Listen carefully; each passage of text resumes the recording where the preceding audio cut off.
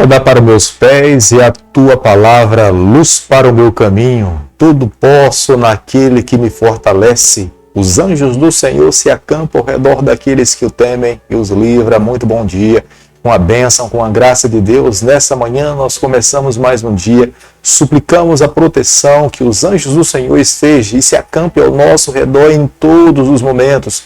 E que no final do dia nós possamos nos voltar para Ele e celebrarmos as bênçãos que recebemos das mãos do nosso Salvador. Todos os dias nesse canal nós tiramos um tempo para estudar a palavra do Senhor. Queremos ser alimentados por ela, conduzido pela palavra de Deus. Deixamos e nos humilhamos diante do Espírito Santo para que Ele nos conduza, abra os nossos olhos e nós venhamos entender as verdades que Deus espera que nós possamos viver nos nossos dias. É por isso que nessa manhã eu convido você a ter nas mãos a palavra de Deus no livro de Jonas, que é o livro que nós temos estudado, no capítulo 4, no versículo 1 e no versículo 2.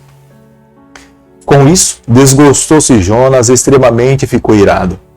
E orou ao Senhor e disse: Ah, Senhor, não foi isso que eu disse, estando ainda na minha terra?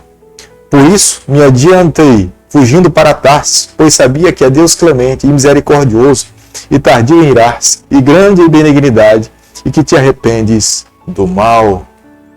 Gostaria de que nessa manhã eu e você parássemos e refletíssemos num ponto. Nós sempre suplicamos a graça para a nossa vida, mas pedimos o juízo para a vida das outras pessoas. Quando nós erramos, nós pedimos perdão a Deus e falamos: Senhor, por favor, não nos puna.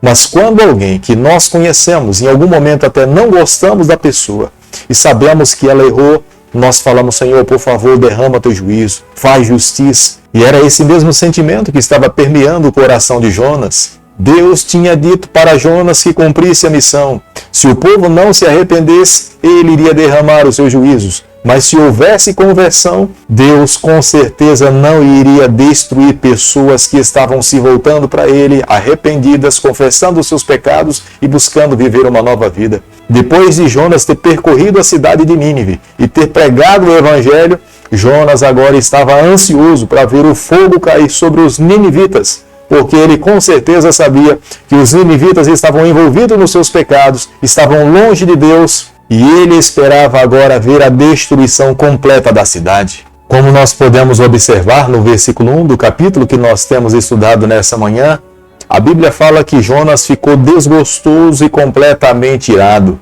Jonas estava irado com Deus. Em vez do seu coração estar cheio de alegria porque houve conversão, houve transformação de vida, Jonas se ira porque Deus não iria mais destruir a cidade de Nínive. Jamais ouvi falar de um evangelista que tenha ido para a cidade e feito com que todas as pessoas pudessem aceitar a mensagem que ele tinha pregado. Era o caso de Jonas, mas Jonas não estava feliz com o seu sucesso. Jonas, na verdade, queria vingança contra os ninivitas. Até acredito que no coração de Jonas havia algum sentimento de raiva, de ódio contra aquele povo, porque olhando para o passado, ele sabia que o povo de Deus, em algum momento, já tinha sido vencido pelos assírios.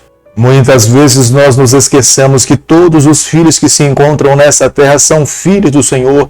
Nenhuma pessoa que está na face dessa terra não é filho de Deus, embora muitos não tenham compreendido o ideal de Deus, o amor de Deus, mas todas as pessoas que estão nesse mundo foram criadas por Deus, foi Deus que deu a vida a todos os seres humanos. Como nós podemos observar no versículo 2, uma das razões pelas quais Jonas estava indisposto para ir a Nínive era porque Jonas sabia da graça de Deus, da misericórdia do Senhor. Jonas conhecia Deus e sabia que Ele é longânimo, Ele é um Pai de amor, e ele, olhando para o futuro, sabia que se ele pregasse poderia haver conversões, e de fato houve conversões, mas Jonas não aceitava a postura de Deus em perdoar aquele povo, em receber aquele povo e dar uma nova chance àquela cidade. Jonas capítulo 4, versículo 3, a Bíblia diz o seguinte: Peço-te, pois, ó Senhor, tira a minha vida, porque é melhor morrer do que viver. O sentimento que toma conta do coração de Jonas é um sentimento de ira, é um sentimento de revolta. É como se tudo aquilo que ele tivesse feito não tivesse alcançado nenhum objetivo, completamente diferente do sentimento que tinha tomado conta do coração de Moisés.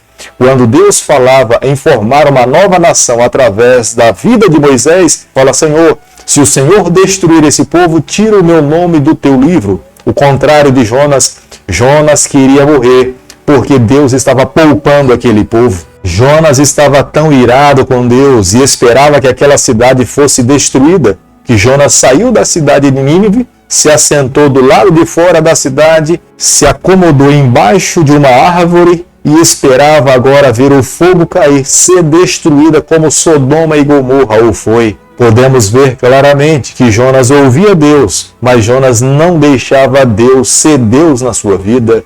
Deus quer conduzir a vida do seu povo. Deus queria conduzir a vida de Jonas. É a razão pela qual, irredutivelmente, ele não queria ouvir a voz de Deus. Embora ele soubesse que Deus era soberano, grandioso, misericordioso, mas Jonas não estava disposto a permitir que a sua vida fosse conduzido pela voz do Senhor.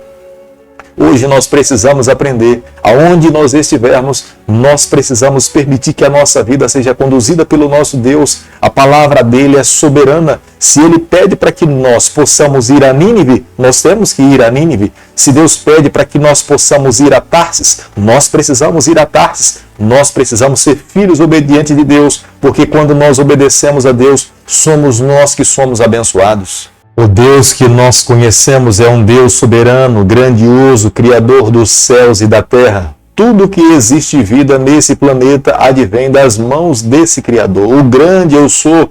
Deus permitiu que Jonas repousasse embaixo de uma planta. E quando essa planta foi comida por um germe, Jonas reclamou, porque ele agora não tinha uma sombra para repousar embaixo. Deus faz com que Jonas possa refletir na sua atitude. Se Jonas estava triste porque uma planta tinha morrido, como é que Jonas não poderia ter um coração sensível em saber que milhares de pessoas poderiam morrer, sendo que elas agora estavam dispostas a viver uma nova vida arrependida e aceitavam a Deus como Senhor das suas vidas? Deus sim sentia compaixão daquela cidade que estava envolvida no seu pecado, mas agora estava buscando viver uma nova vida. Deus sim se compadecia dos animais, dos seres criados por ele, que seriam destruídos se eles não se arrependessem. Mas pelo fato de haver arrependimento, seria esse mesmo Deus que estaria para cuidar, abençoar esse povo, para que a cada dia eles pudessem compreender a respeito desse grande Deus. Deus jamais poderia destruir uma cidade que não sabia distinguir da mão direita da mão esquerda. Embora estivessem envolvidos nos seus pecados, eles faziam como ignorantes, sem ter conhecimento a respeito do Deus Criador. Se fossem pessoas que tivessem a palavra de Deus nas mãos e decididamente, contra a vontade de Deus, estivessem dispostas a praticar pecado para ferir a vontade do Senhor, transgredindo a lei de Deus, possivelmente Deus não tivesse tamanha misericórdia. Mas Deus jamais poderia destruir uma cidade que estava envolvida no seu pecado e até então não tiveram a oportunidade de conhecer a respeito de um Deus Criador dos céus e da terra. É a razão pela qual Deus jamais iria destruir aquele povo.